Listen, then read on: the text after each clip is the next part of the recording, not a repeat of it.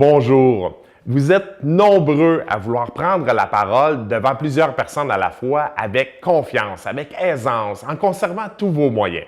Je le sais parce que vous me contactez régulièrement afin de me demander de l'information sur la formation L'art de prendre la parole en public.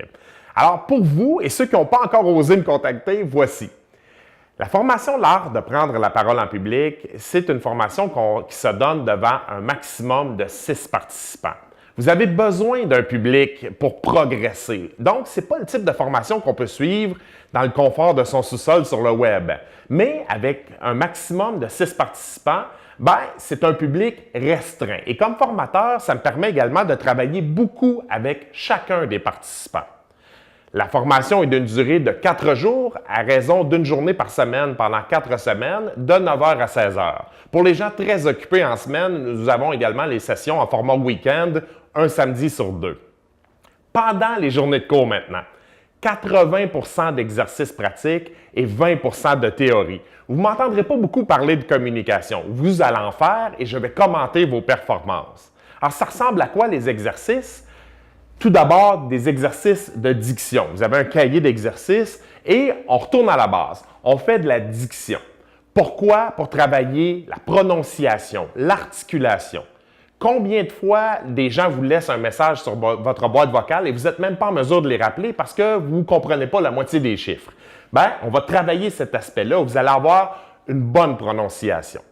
Nous allons également procéder en cabine d'enregistrement à l'enregistrement de plusieurs textes, divers textes. Pourquoi? On va travailler avec ça, la débit, la couleur dans la voix, votre timbre de voix. Sur quel mot on appuie pour avoir un discours dynamique, qui n'est pas monocorde. Les gens n'aiment pas beaucoup ceux qui parlent toujours sur le même ton, ça devient vite ennuyant. Vous allez être beaucoup plus dynamique avec ce type d'exercice. Vous voyez derrière moi la caméra. La caméra va nous servir grandement également pendant la session. Comment? Lors d'exposés oraux. Vous allez avoir plusieurs exposés oraux à faire.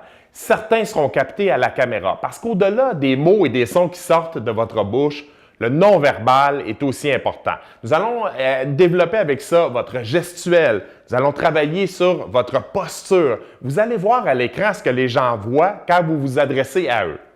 Autre exercice très pratico-pratique, vous voyez ici un lutrin. Alors, comment on se sert d'un lutrin? Lorsqu'on a un texte à prononcer au lutrin, un discours par exemple, quel est notre rapport texte-auditoire? On se place comment au lutrin? Ce sont des petites choses, mais qui font toute la différence parce que très souvent, vous n'avez pas pu pratiquer ce type d'exercice ailleurs. Comment on se sert d'un micro également? 9 personnes sur 10 que je vois dans des événements et qui ont un micro ne savent pas s'en servir. Les étudiants de communication Jean Malo, après une session de cours, eux savent comment. Nous allons même simuler une entrevue à la radio où vous serez mon invité, je serai l'animateur et on va discuter de ce que vous faites dans la vie. Alors, on réécoutera ça ensuite et je commenterai votre performance. Ça vous donne une bonne idée de tout ce qu'on peut faire pendant la formation L'art de prendre la parole en public. Maintenant, si vous voulez connaître les dates de nos prochaines sessions, certaines débutent bientôt à Sherbrooke, Longueuil et Québec, vous pouvez aller sur le site Internet. Vous pouvez me contacter également au numéro qui apparaît au bas de l'écran et si vous avez d'autres questions, il me fera plaisir d'en discuter avec vous.